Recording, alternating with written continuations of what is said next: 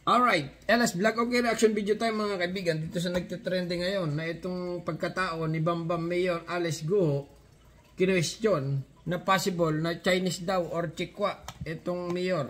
Okay, ito na mga kaibigan. Kinwestiyon ng ilang senador ang pagkatao ni Bambang Tarlac Mayor Alice Guo na may koneksyon umano sa isang ni-raid na pogo sa lalawigan.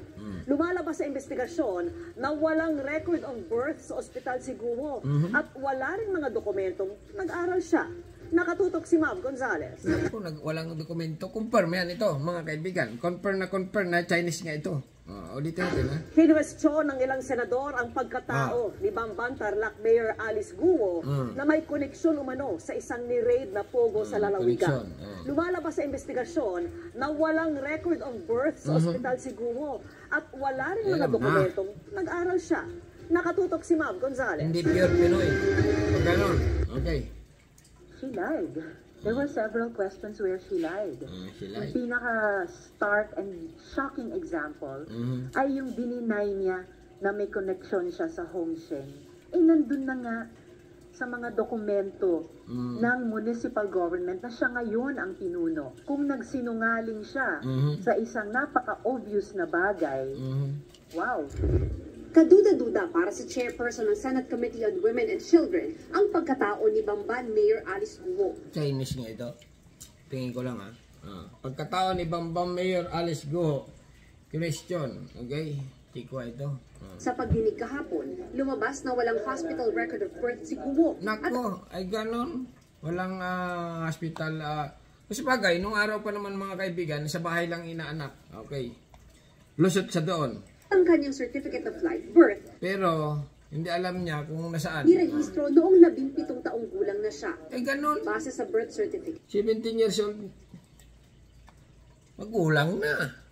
Magulang na. OMG. Alice Guo. Sa pagdinig kahapon, lumabas na walang hospital record of birth si Guo at ang kanyang certificate of... Okay, ito explain natin mga kaibigan. Ang hospital birth kasi, pag sa probinsya ka, minsan sa bahay lang yan, nung araw. Okay? Lusot siya doon. Kaya lang, medyo sabit siya dito sa kung saan siya inanak. At bakit 17 years old na siya, inano. Okay? Live birth, nirehistro noong 17 taong gulang na siya. Base sa birth certificate niya, Pilipino ang tatay niya. Pero sa mga negosyo, declared ang tatay bilang Chinese. Nako, Chinese nga. Grabe. Ibang klase. Ang alam ko po sa tatay ko po ay half Chinese, half Filipino po. Bakit po na-delay yung pag-register ng birth niyo? Yan na. Your Honor, i-check ko po. Tapos, balikan ko po kayo. 17 years old, bakit na late? May record dyan. Kung sa Pilipinas inanak yan mga kaibigan, may record dyan sa munisipyo. Ganon. Kahit wala dun sa NSO. Kasi nga, minsan pag sa probinsya, nadidelay-delay nadidelay ipasa ng munisipyo yung record doon sa main. Okay? Makikita yan doon. Pero kung wala, ay sigurado. Chikwa nga ito. Siguro na ito. At 17 pa lamang, i-register yung birth niyo. At saan pala po kayo ipinanganak? Sa ospital ba? Sa bahay ba? Sa lying-in clinic ba? Your Honor, ang sinabi po sa akin, sa bahay po. Sa bahay kayo pinanganak. Saan bahay? Sa China o sa Pilipinas? Walang ganun tanong. Tumanong pero kulang ano? Sa bahay. Saan po yung bahay ninyo? Saan yung bahay? Pinanganak kayo? Hindi ko na po... Wala ring dokumentong... Kalukuhan yun.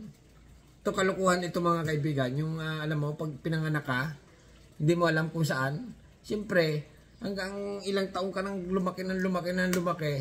Alam mo yan. Okay? Alam mo yan kung saan ka pinanganak. Di sa Tarlac ba? Sa bayan ng Tarlac. Alam yan sinasabi yan sa iyo. Ay, ang problema, baka sa China nga ito pinanganak. Di Chinese ito. Kaya lang siguro, naging Filipino citizen na ito talaga. Ayun ang problema, nakakapasok na sila talaga. Sa totoo lang, sobrang daming Chinese sa Pilipinas. Sa government na nga talaga yung iba. Ay, bahala sila dyan. Ganon talaga mga kaibigan, ang realidad sa Pilipinas, Kaya lang, dapat may kasalanan nito, kumilik. Kumilik. Bakit na-approve ito maging mayor? Nag-aral si Guo dahil homeschool umano siya. Tanong ni Hontiveros, Chinese national ba si Guo? Kung mapatunayan pa Chinese national. yung mga iniimbestiga ngayon ng iba't ibang intel agencies ng ating gobyerno, yung anggulong may surveillance at mayroong hacking activities Nako. dyan sa Pogo Hub sa Bamban. Maitatanong, yan ba ay isang matagal ng Operation. plano at inilatag na plano gamit ang di umanong kunwaring Filipino identity ni Mayor Alice? Nako, ganon. Huli. Paano yan? Disqualified na yan. Para magkaroon ng isang foothold pati sa ating political at lumalabas national security sector. Sa political lang mga kaibigan, yung mga mayor hanggang congressman, yung iba dyan, may lahi na talaga ng Chinese. Oo. Kahit nga yan, katulad ng mga mga apelido ng mga senador. Maalam mo yan mga apelido. Chikwang ang dating. Sabi ni Hontiveros, kailangang alamin kung pareho ito sa Pastilla scam kung saan lumabas na nagbayad ang ilang dayuhan para makakuha ng mga Filipino document. Hinihingi na ng komite ang Statement of Assets and Liabilities at Statement of Contributions and Expenditures ni Guo para malaman kung saan galing ang kanyang 2022 campaign funds. Tinulungan din po ako ng mga kaibigan, tinulungan din po ako ng previous administration din po. Matagal na po ba kayong may kaya mula sa panahon ng ama ninyo? Or self-made po kayo, ma'am? May konting kaya po yung magulang ko at nag-stick up din po ako, Your Honor. Ayon kay Guo, may mga nakilala rin siyang Chinese national dahil sa negosyong babuyan at hindi dahil sa Pogo. Meron po sila mga restaurants po sa loob na po ng Clark. Binibentahan ko po sila na, supposedly binibentahan ko po sila ng karne po, baboy po. Doon po kami nag-umpisa na magkakilala po. And then itong mga, tinitignan ko itong mga incorporators, 3 out of the 5 are Chinese. Opo. Mukhang Chinese din. Mukhang Kung Chinese. sila mag-Tagalog, Konti po. marunong ka mag-Chinese. Konti din po. Kunti rin. Fluent to. Yung impormasyon na fluent daw kayo sa Mandarin. Nako, booking. Fluent sa Mandarin. Chinese nga. Hindi lang konti marunong. Tama po ba? Marunong po ako sa Mandarin po, Your Honor. Saan po kayo natuto? Natuto ko po sa tatay ko po. Sa tatay nyo? Opo, at saka Tatay mo Chinese sa Filipino. Ganon. Okay? Converted. sa mga nakakausap po. Saka self-study na rin po. Planong magpatawag ng ilang taga-Bamban para luminaw ang pagkatao ni Guo. Si Mayor Alice ba at ang mga tulad niya may mga mahiwagang nakaraan ay mga asset na pinapasok Nako. ng China Nako. sa ating gobyerno Nako. para magkaroon sila ng mabigat na impluensya sa politika sa Pilipinas? Nako. Ayun ang matindi dito. Medyo may point si Marami ng ibang kasong ganyan sa ibang bansa. ibang bansa. Sinubukan namin kunin ang panig ni Guo pero hindi raw muna magbibigay ng pahayag ang kanyang opisina. Samantala, kahapon tinalaki rin ng komite ang 4 na Chinese nationals na inaresto sa Thailand dahil gumamit ng Philippine passport. Nagkataon lang po kasi na na-xerox nung hotel staff yung kanilang passport. At yun nga, nagtaka daw yung Pilipino na nandun.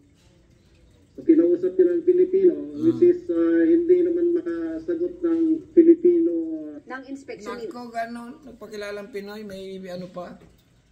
Tapos di ba magtagalog o MG? Ang kwarto nila, nakakuha pa ng peking birth certificates at postal ID Naku. na may Pilipinong pangalan. Naku. Para sa GMA Integrated News, Mav Gonzalez, nakatutok, 24 oras. Nako, ay Diyos mio, Marimara. Ang buhay talaga ng Pinoy, hindi na maintindihan. Tingin ko dito na nalagyan ito kaya naging ganun. Kaya naging Chinese. Datong, nagkabayaran siguro. Kasi yan ang uso ngayon para makapasok sa Pilipinas yung mga Chinese, dumalagay sa mga lagay-lagay. Okay? Palakihan ng lagay. O sige, pasok na. Nung araw pa yan, noon pa. Kaya dumami ang Chinese sa Pilipinas. Ngayon, nasa politics na sila. Katulad nga nito, na sigurado ito, Chinese ito, mga kaibigan. Siguro, nagpa-convert na ng Pilipino or ano, pero Chinese pa rin yan. Oo, alam na. Bahala na kayo kung anong masasabi nyo dito. Kasi medyo naguguluhan tayo mga kaibigan. Medyo naguguluhan. Alright, subscribe my channel. Don't forget, comment. Bye-bye. Thank you.